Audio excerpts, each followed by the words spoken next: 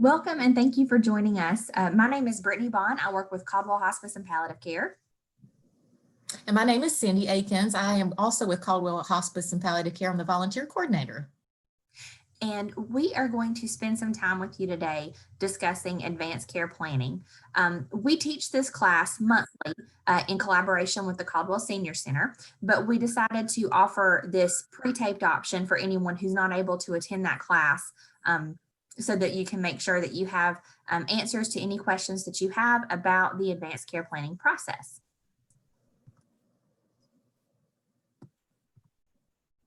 Okay, so speaking of the advanced care planning process, advanced care planning is an opportunity for you to make decisions regarding your health care that you may not be able to express if you are if you lack capacity or if you lack competency.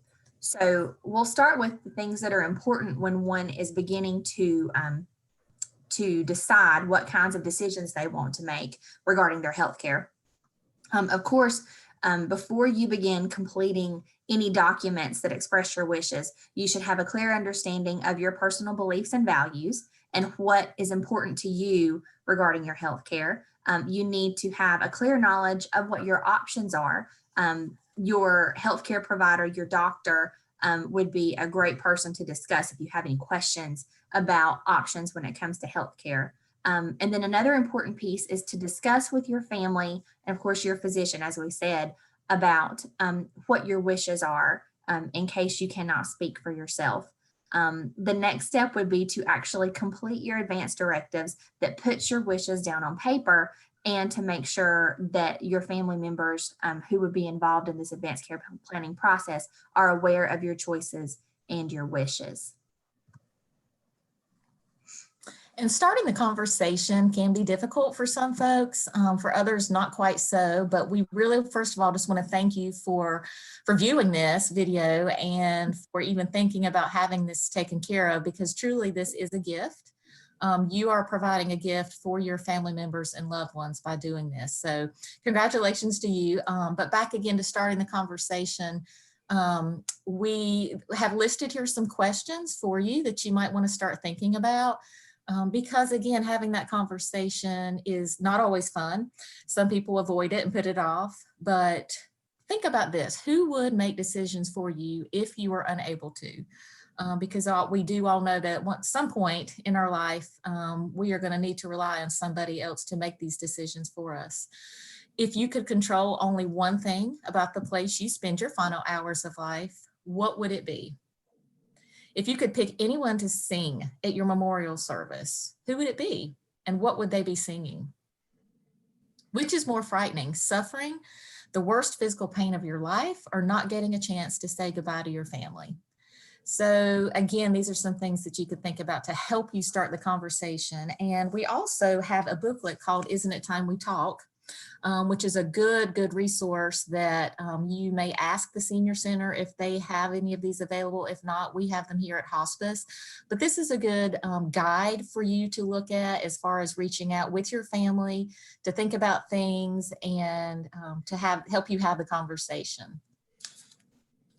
I agree, Cyndi. That booklet basically walks you through having the discussion about what is important when it comes to your healthcare with your family, choosing someone to be a healthcare agent on your behalf, going through what your spiritual beliefs regarding end of life, questions you may want to ask your doctor.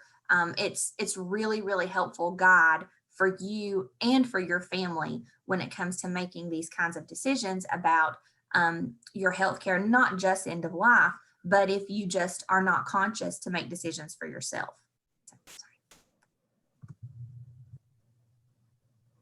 And as we talk about completing our advance directives, there are 3 things here that we just want to point out. You must be completed. The advance directives must be completed when an individual is of sound mind, competent, and does have capacity.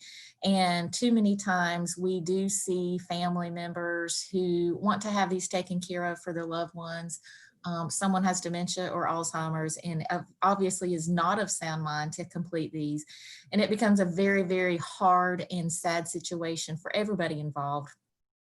Most importantly, the person that wants to be making their wishes known, but really isn't of sound mind to do so. So we encourage you to complete these, to talk to your family member, other family members, friends, neighbors, church folks, anybody that has not had theirs complete, and go ahead and encourage them to do that as soon as possible.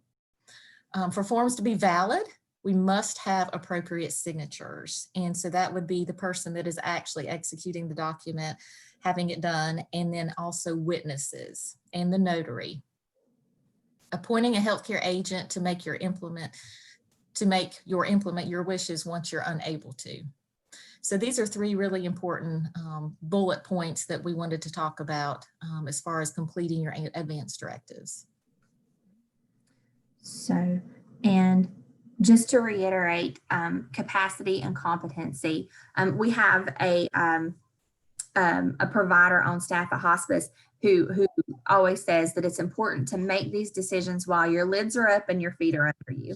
Because once you start to experience a decline, or once you start to have major health issues that affect your capacity and competency, then you are no longer able to make these decisions for yourself. So make these decisions while you are able to do that. So this is just a quick description of capacity, which is the ability to make rational decisions based on the relevant facts and considerations.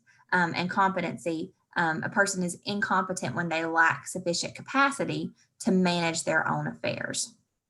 So if you are not able to communicate effectively, and if you are not alert and oriented, then you cannot complete these documents. So we're glad that you're joining us here today for us to go over some of these options and hopefully help you with some of these decisions today. So there are several different documents that one can complete when they are determining their advanced directives or advanced instructions for their healthcare. The two that we plan to go over today are the North Carolina Living Will and the North Carolina Healthcare Power of Attorney. So the first, Cindy's going to go over in just a minute. The second, I'll take some time to go over as well. There are other documents that you can complete, such as a MOST form. This is a medical order for scope of treatment. And this is actually a doctor's order that you would sit down with your physician and complete, that can give you a little bit more specificity about the care that you receive, particularly if you're living with a serious illness. And that's something that you could potentially, if you're living with a serious illness and you end up having to make a lot of decisions about treatments, about whether or not you would like to be resuscitated, all those kinds of things can be addressed in that form. So the two forms that we're going to go over today have specific parameters, and we'll talk about those. There are also forms that don't necessarily, or that don't speak to your health care, like a durable power of attorney or a last will and testament. Those are forms that you would want to discuss with an attorney rather than someone who can help you focus on healthcare. So. Okay, as Brittney said, I will be talking about the living will. The living will is a legal document that tells others what your personal choices are about end-of-life medical treatment. And it is also sometimes considered an advance directive for a natural death. So a living will allows you to specify your wishes about life-sustaining treatment if you should become terminally or irreversibly ill. And we will be going over some of these things in detail as we actually look at the document. So we'll be referring to those. You state that you do or do not want your life to be prolonged by extraordinary means or by artificial nutrition and hydration if you have a terminal, incurable condition or are in a persistent vegetative state. So those are the three scenarios. A living will takes effect only if you are unable to make decisions. And we want to really stress this because once you start looking at the document and you start thinking about things, a lot of times we hear, but I want to be able to make these decisions for myself. Is somebody going to take over and make these decisions for me when I can? And again, the living will goes into effect if you are unable, if a physician or a medical provider determines that you are unable to make these decisions for yourself. Simple document that requires 2 witnesses, and we mentioned that earlier. So those witnesses are individuals who are not related to you or will not benefit from your death, and a notary public. So the witnesses and a notary public are required for these documents. You determine if your healthcare power of attorney can override terms of your living will. And again, we will go over that when we start looking at the document, but that is a very important point in your document that we will need to stress. And I forgot to mention, Cyndi, in the last slide, that both of these documents do require a notary to execute. So both the documents we're going to talk about today, you can complete the document up to the point where it's time to add your signature. And you would not sign this document until you're in the presence of a notary public and 2 witnesses. So I apologize, I meant to add that earlier. Now I am going to stop sharing our presentation and I'm going to actually share a copy of the living will. So just give me 1 second.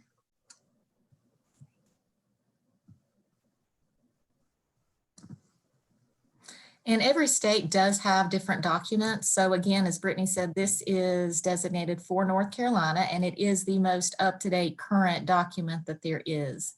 So that is why we use this specific form. And you may see other organizations who use different documents.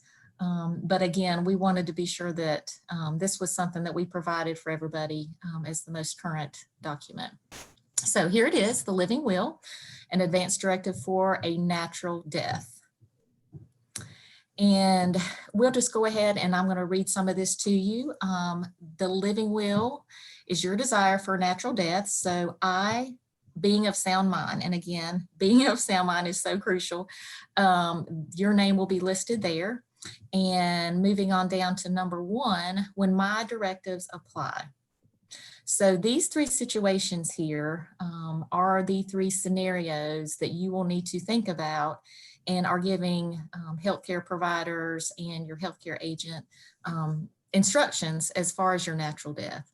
So my directions about prolonging my life shall apply if my attending physician determines that I lack capacity to make or communicate healthcare decisions, and you may initial any, all, or all of the following. So you may put your initials on 1, 2, or all 3. The first scenario is I have an incurable or irreversible condition that will result in my death within a relatively short period of time. In that situation, in that scenario, do you want to be left on artificial means of survival? Number 2, I become unconscious and my healthcare providers determine that to a high degree of medical certainty, I will never regain my consciousness. That is the second scenario.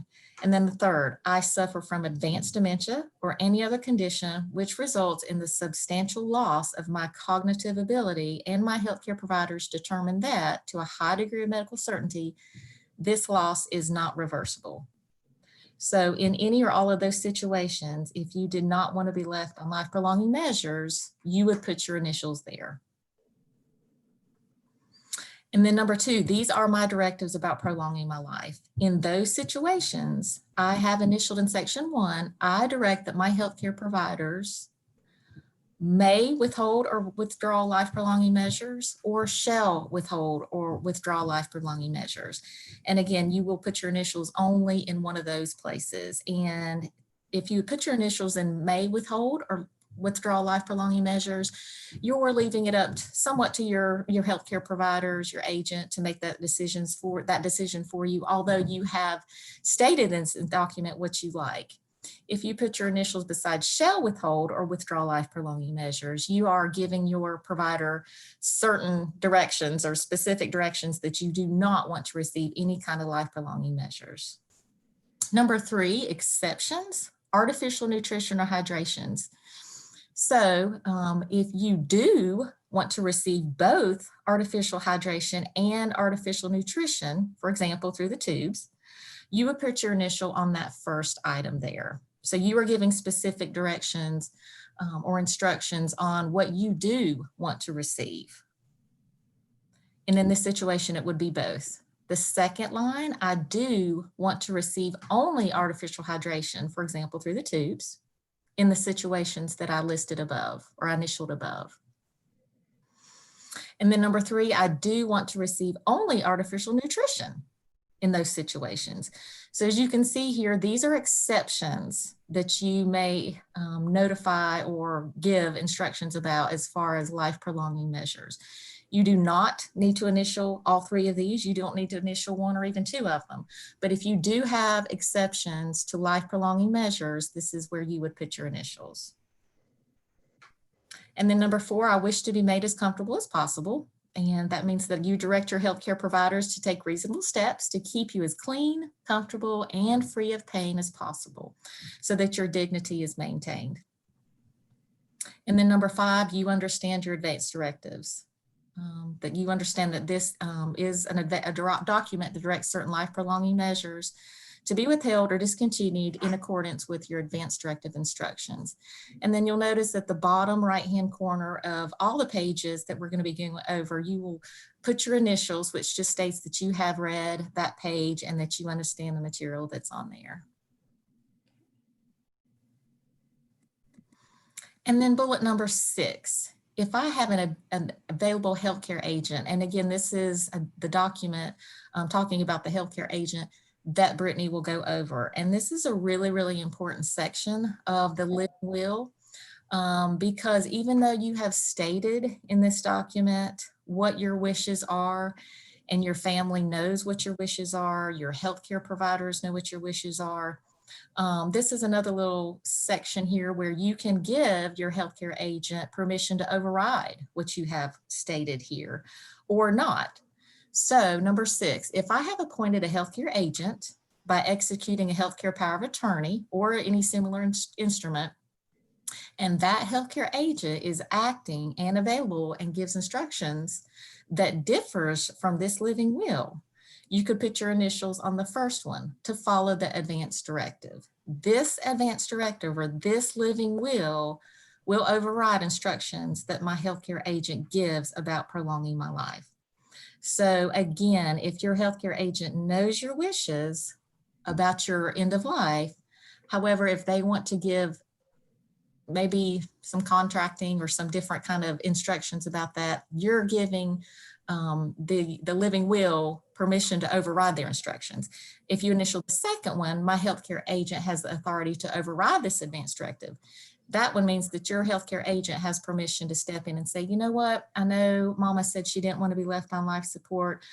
However, I'd like to keep her on life support for another week. So you have that option. You have that availability here to state whether or not you want your healthcare agent to override this instruction or not. If you do not initial both blocks or either block, then your healthcare provider will follow this advance directive or this living will, and they'll ignore the instructions of your healthcare agent about prolonging your life. If I'm leaving anything out, Brittney, please jump in there. No, this has been great so far. Number 7, my healthcare provider may rely on this directive. So this is basically saying that your healthcare provider shall not be liable to you or to your family, to your estate, your heirs, or any personal representative following these instructions that you have. Following my directions shall not be considered suicide or the cause of my death or malpractice or unprofessional conduct. If I have revoked this instrument, but my healthcare providers do not know that I've done that, and they follow the instructions in this instrument in good faith, they shall be entitled to the same protections to which they would have been entitled if the instrument or the living will had not been revoked. Number 8, I want this directive to be effective anywhere, which means that you intend for this living will to be followed by any healthcare provider in any place. And then number 9, you have the right to revoke this advance directive. And these are documents that do not have to be recorded anywhere. So once they are signed by yourself, the witnesses, the notary, they are good to go. They can be put into effect. If, however, you do change your mind about anything on the documents, and maybe you wanted to change your healthcare agent, your healthcare power of attorney, and by the way, it is good to review these documents yearly. If a change is made, all you have to do is just discard the document itself, rip it up, shred it. Any copies that are made most certainly also need to be discarded, and you may start over with the new document at any time. And this, again, is where you, as Brittney said earlier, you would not sign this document until the notary is present and the witnesses are present in front of you. So again, this is a very, very important document that goes hand in hand with the healthcare power of attorney that Brittney will be going over. It is a very, very important document. And the main thing about this document is that your family knows your wishes. Your healthcare providers know your wishes. And once these documents are in place, and we will talk about this at the end of our presentation here, but they're not put away in a lock box somewhere where no one can get to them. Please stress to your loved ones that you have these documents in place and what your wishes are. And again, review them annually with your family and your loved ones. Cyndi, thank you. Okay, I'm going to share our presentation again.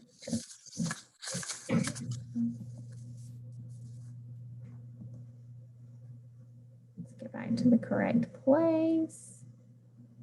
Well, I can't see my mouse.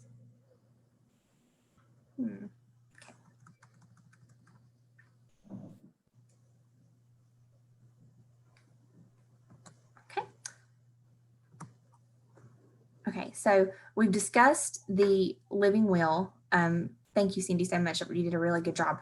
And that document is specifically for situations where you are terminally or irreversibly ill. So now we are going to talk about the healthcare power of attorney.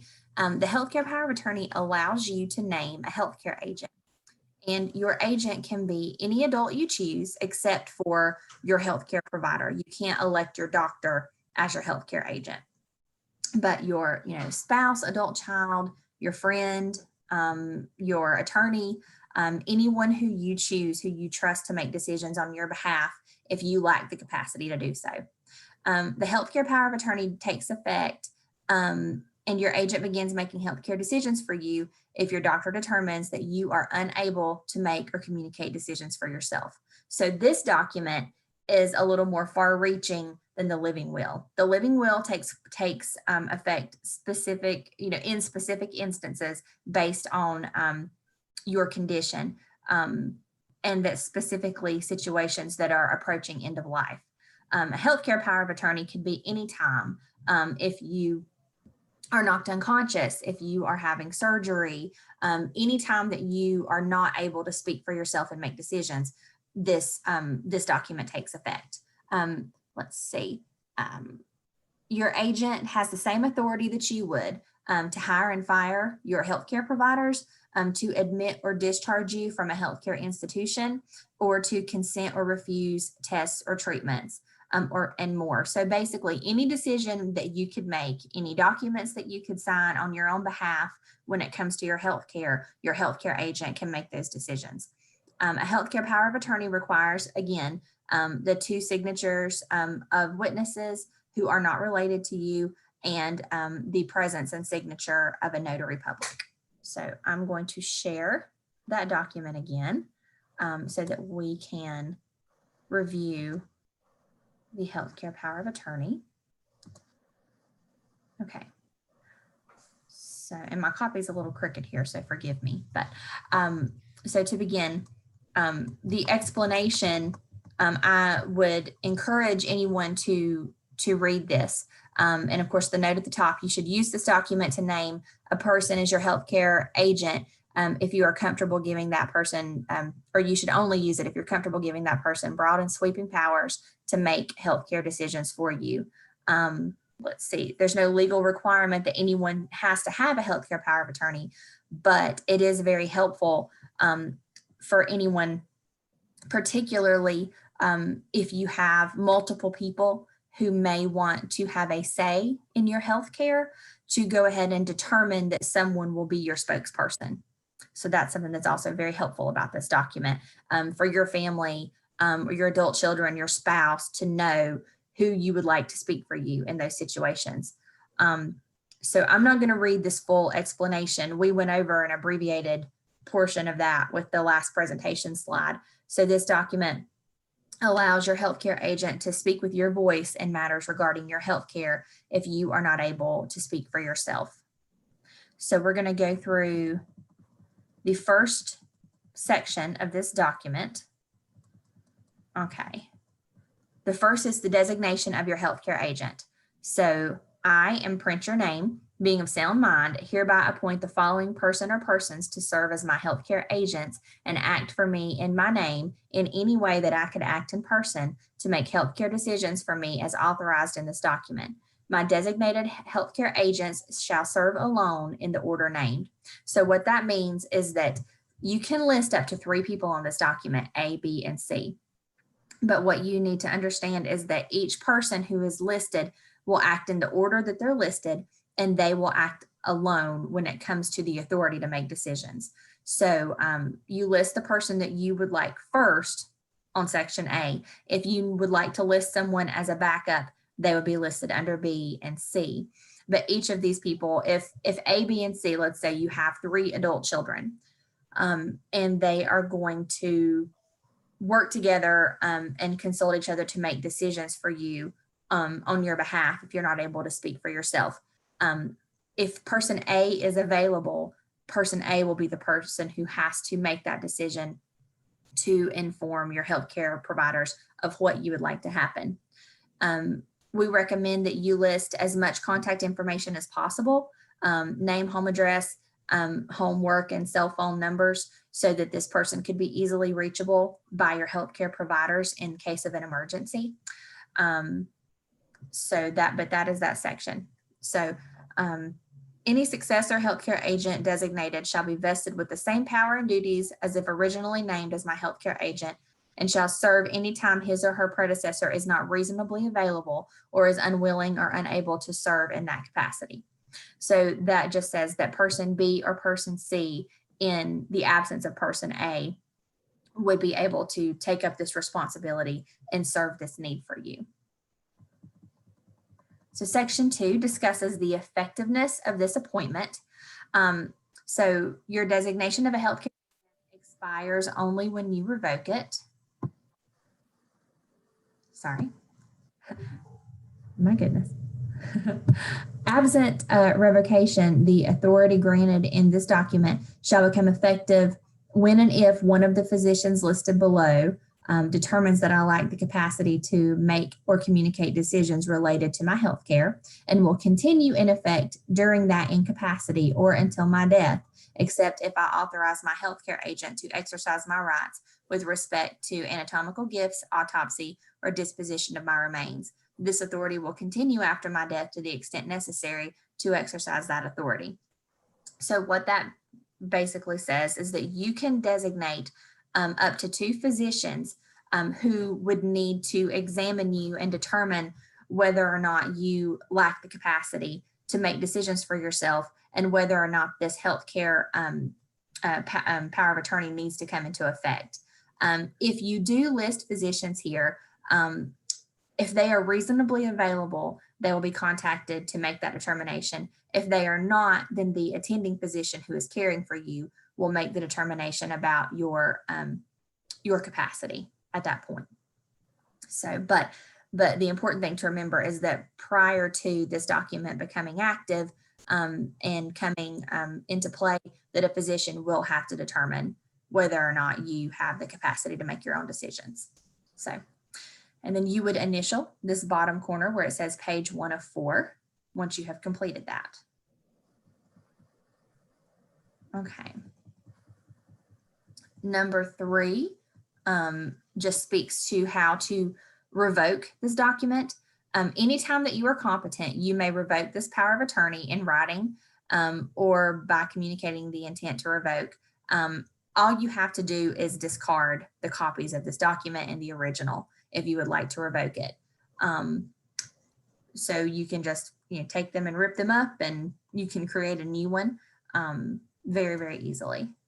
So number 4, again, I'm not going to read this entire section to you, but this is a general statement of all of the authorities that you are granting the person that you list as your healthcare agent. So again, any decisions that you can make on your own behalf for your healthcare or for your mental health care can be made by your healthcare agent. Section 5 actually goes over any provisions or limitations that you would like to list for your healthcare agent. So if you have any specific instructions or limits that you would like to place on their power to make decisions on your behalf, Section 5 is the place to do it. So we will go through that. Now, if you do not have any limitations on the person that you are listing as your healthcare agent, you do not have to initial any of the sections in Section 5. It's also important to note that if you initial one of the sections, one of the listings in Section 5, you will need to insert a comment about the nature of the limitation you would like to insert. So we'll start with the first section, Section A. Limitations about artificial nutrition or hydration. In exercising the authority to make healthcare decisions on my behalf, my healthcare agent shall not have the authority to withhold or withdraw artificial nutrition, or may exercise that authority only in the accordance with the special provisions listed. So if you do not want your healthcare agent to be able to withhold artificial nutrition, you would initial Section A, and you would list what your instructions are regarding artificial nutrition. The second initial block under Section A is that your healthcare agent shall not have the authority to withhold artificial hydration, or to only exercise that authority within the accordance of your special provisions listed. So if you do not want your healthcare agent to be able to withhold artificial hydration, you would initial the second block under Section A, and you would insert what your instructions are regarding artificial hydration. Okay. And then of course, if you just initial either or both of the sentences in Section A, your healthcare agent shall have no authority to withhold artificial hydration or nutrition. If you have discussed your wishes with your healthcare agent and they know what you want, then and you trust that they're going to follow those directions, you do not have to initial. Again, you do not have to initial any of the special limitations or provisions in Section 5 unless you have something that you want to limit or a power that you want to limit from your healthcare agent. Okay. Section B regards any limitations concerning healthcare decisions. In exercising the authority to make healthcare decisions on my behalf, the authority of my healthcare agent is subject to the following special provisions. Here you may include any specific provisions you deem appropriate, such as your own definition of when life-prolonging measures should be withheld or discontinued, or instructions to refuse any specific types of treatment that are consistent with your religious beliefs or are unacceptable to you for any other reason. So if there are any specific treatments, any specific procedures, any specific healthcare decisions that you want to list specifically what you want to happen, if you do not want those to be on the table for you, this would be the place where you would list that. So you would initial and you would insert your limitation in the section where you can write in your instructions.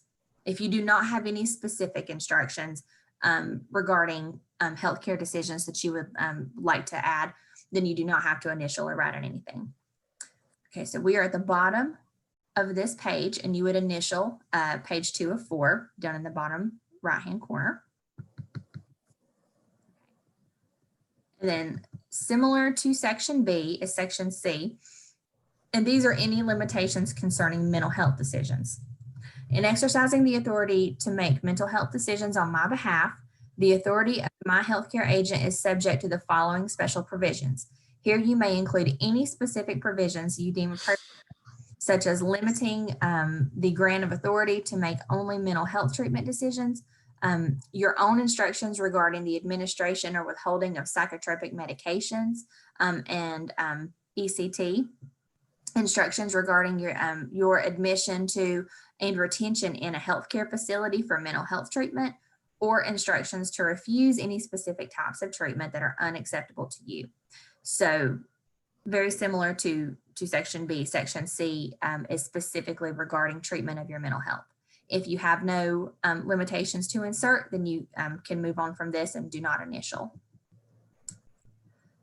Section D is advance instructions for mental health treatment. This healthcare power of attorney may incorporate or be combined with an advance instruction for mental health treatment, executing in accordance of Part 2, Article 3 of the General Statutes and Chapter 122C. You may use that document to state your instructions regarding mental health treatment in the event that you lack capacity to make or communicate mental health treatment decisions. Because your healthcare agent's decisions must be consistent with any statements you have expressed in any other advance instruction, you should indicate here if you have executed any additional mental health treatment advance instruction. So if you have not executed any additional advance instruction regarding your mental health treatment, you do not have to initial or insert any limitations. And then Section E is regarding autopsy and disposition of remains. If you have any specific instructions about whether or not you would like to receive an autopsy, or if you have any specific instructions regarding the disposition of your remains, if you have preferences regarding burial, cremation, or if you have any advanced plans, you can initial and list those here. If you do not have any specific instructions, or if you have discussed this with your healthcare power of attorney and you know that your wishes will be followed, then you do not have to initial this section. Let's see. Section 6 is regarding organ donation. Let's see. If you have not already made any advanced plans to donate organs, you can list here whether or not you would like to donate any needed organs or parts, or you can specify if you only want to donate specific organs or parts. So if you are not an organ donor and don't intend to be, you do not have to initial either block. Let's see. Then the next part of Section 6 is discussing whether or not you plan to donate your body for anatomical study. Those arrangements usually have to be made prior to your death. So if you do not have any plans in place to donate your body, then you do not have to initial this. Let's see. And then if you would like to make any special provisions regarding your healthcare agent's ability to make the decision to donate your body for anatomical study, that is this last initial section here. And you can initial that and make any special provisions or instructions regarding body donation there. Okay. The next couple of sections do not require any initials or signatures. They're just simply statements. Number 7 is the guardianship provision of this document, which states if it becomes necessary for the court to appoint a guardian for you, that you nominate the person or persons designated in Section 1. So basically, you've nominated your healthcare agents as potential guardians for you if the court does need to appoint a guardian. And then number 8, let's see, A states that no person who relies in good faith upon the authority or any representations by my healthcare agent shall be liable to me, my estate, my heirs, successors, assigns, or personal representatives for actions or omissions in reliance on that authority or those representations. Section B, the powers conferred on my healthcare agent by this document may be exercised by my healthcare agent alone, and my healthcare agent's signature or action taken under the authority granted in this document may be accepted by persons as fully authorized by me, and with the same force and effect as if I were personally present, competent, and acting on my own behalf. All acts performed in good faith by my healthcare agent pursuant to this power of attorney are done with my consent and shall have the same validity and effect as if I were present and exercise the powers myself, and shall inure to the benefit of and bind me, my estate, heirs, successors, and assigns, and personal representatives. So you're stating that anyone who is working with your healthcare agent regarding your healthcare can rely on the fact that you have given your healthcare agent the authority and permission to make these decisions on your behalf. And again, you would initial page 3 or 4 at the bottom right-hand corner. Let's see. We will move on, let's see, to section 9. These are just miscellaneous provisions. By completing this document, A states that if you complete this document and have signed and notarized, that it revokes any previous powers of attorney. So if you have 2 copies of your healthcare power of attorney and one is dated at a later date, that document will stand versus the other that was dated with an earlier date. Section B, jurisdiction, severability, and durability, basically states that you want your healthcare power of attorney to be valid anywhere, that if you are in a location where a portion of this document is not valid, you would like the rest of the document to be valid. That's what severability means. And durability means that this document will not be affected or revoked by your incapacity or mental incompetence. Let's see, section C, your healthcare agent is not liable when following the instructions that you've laid out in this document. Section D, there's no civil or criminal liability. So no act or omission of my healthcare agent or of any other person, entity, institution, or facility acting in good faith in reliance on the authority of my healthcare agent pursuant to this healthcare power of attorney shall be considered suicide, nor the cause of my death for any civil or criminal purposes, nor shall it be considered unprofessional conduct or as lack of professional competence. Any person, entity, institution, or facility against whom criminal or civil liability is asserted because of conduct authorized by this healthcare power of attorney may interpose this document as a defense. And then section E is reimbursement. My healthcare agent is entitled to reimbursement for all reasonable expenses incurred as a result of carrying out any provision of this directive. So basically, if your healthcare agent has to travel in order to complete their responsibility as your healthcare agent, they would be eligible for reasonable reimbursement for that travel, is a good example. So at this point is where you would stop with this document, and you would not date or sign until you are in the presence of a notary and 2 witnesses. So the notary would complete the rest of this piece here. So we are going to go back to sharing our presentation. Okay. And, oh, oops, I hit the wrong button. Well, I can't get it to share again. Resume slideshare. Okay. Okay. Okay. And as we had said earlier, your healthcare, the person that you select as your healthcare agent and your healthcare power of attorney needs to be an adult, so at least 18 years old. This person will act as your advocate. You want this person to be trustworthy, someone who knows your wishes regarding your not just end of life, but any healthcare situation, but someone who can speak with your voice. Let's see. And again, they can make any decisions that you could make regarding your healthcare while you lack capacity. And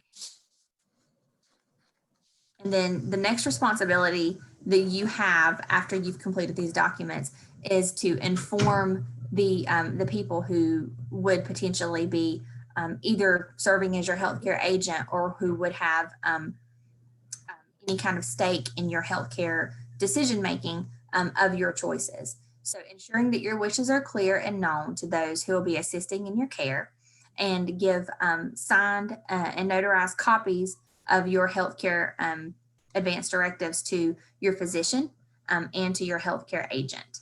So once you've completed these documents and had them notarized, please get a copy to your primary physician. We also recommend that you take a copy with you if you are going to the hospital for a procedure. They normally will ask you for these now. And also make sure that anyone who you designate as your healthcare agent has a copy and has clear understanding of what you're asking of them in case they need to act on your behalf. And again, we've said earlier, when it's time to finalize your documents, you just need to reach out to a notary and have 2 witnesses available. If you would like to reach out to the Caldwell Senior Center, there are staff members on hand who are able to help with this. So if you do not have access to a notary, otherwise, you are welcome to call the Senior Center to make an appointment. You do require an appointment, though, in order to have your documents notarized.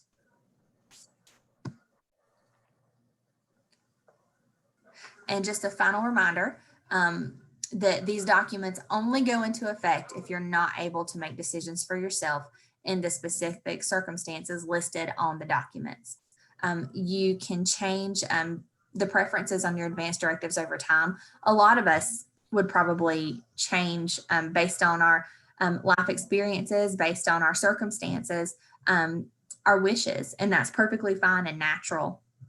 And then, of course, you can cancel these directives at any time. You can revoke them and you can complete them with your updated wishes if needed. So, and this is the end of our presentation. Cyndi, is there anything that you would like to add before we end our time? Well, just to stress again the importance of getting the documents taken care of and having that conversation with your loved ones. It's like we said earlier, it isn't always easy. But it is so very important. And if you need help reaching out to your family members, how to start that conversation, again, we have the resources available, but if you want to reach out to us here at Caldwell Hospice or to the staff at the Senior Center, we can guide you in those conversations as well. And then also just again to annually just revisit your documents just to be sure everything is exactly the way you want it to be. And just to commend you on getting this taken care of and taking this step to watch this, because it is so very important. And again, it is a gift that you're giving to your loved ones. So. Exactly. We hear from so many families who have never had these conversations or have these conversations too late when their loved ones aren't really able to express their own wishes, how difficult it is to know that you're doing the right thing for your loved one. So in those cases, if you can do this while you know, or while you can say, this is what I want, like Cyndi said, that's a gift to your loved ones, to not put them in a position to have to guess and to have to wonder if they've done what you want them to do. So thank you again so much for joining us today. And if you have any questions or need any assistance, you can call the Caldwell Senior Center.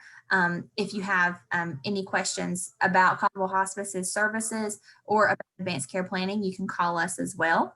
Hope everyone has a great day, and thank you. Thank you.